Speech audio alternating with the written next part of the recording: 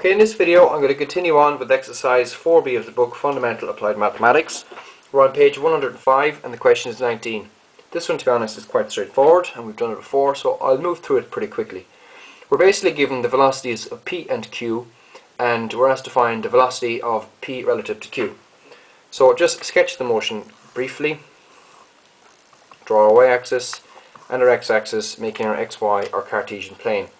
So we're given that p is equal to 3 I hat minus j hat, so this is p minus j hat, that's vp we'll say, and we're given that q is equal to negative 2 I hat positive 7 j hat.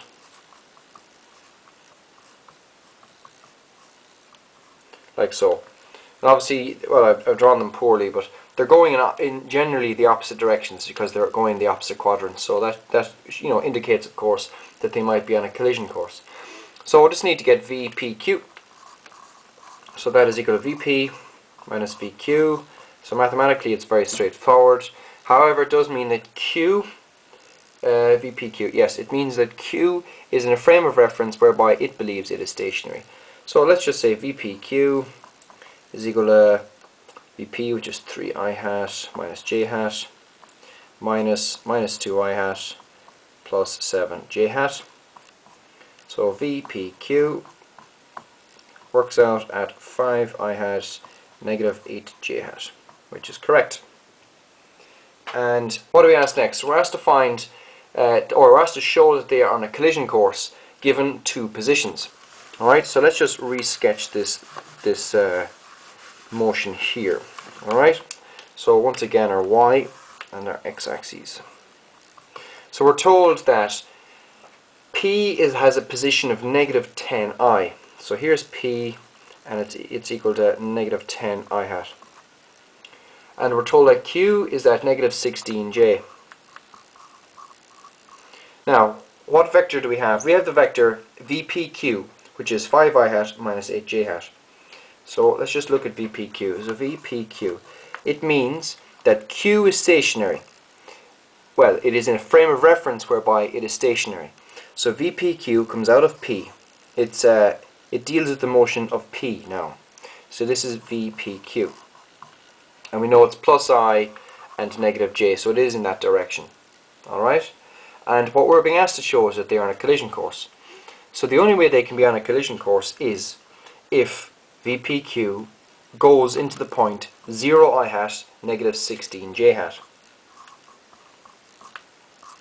And I'm going to suggest that the best way of doing this is getting the equation of the line VPQ and seeing testing whether or not this point is in it.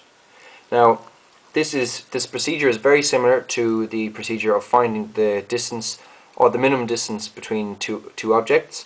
Now, I did quite an extensive video on that, which you can check out yourself. I'll put a link into it if I remember into this as well.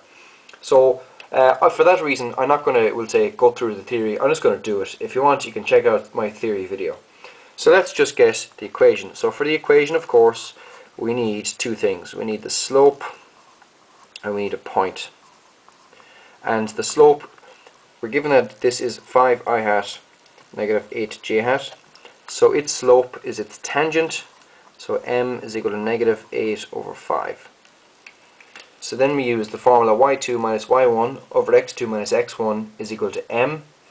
So we can just rearrange that, so we get y minus y1 is equal to negative 8 over 5 x2 minus x1. So the point I'm going to use is negative 10I plus 0j. Because of course we want to test this point, so we can't use that yet. So we're just going to get y minus 0 is equal to negative 8 over 5 x plus 10, and you're going to get 5y plus 8x minus plus 80 is equal to 0. Like so.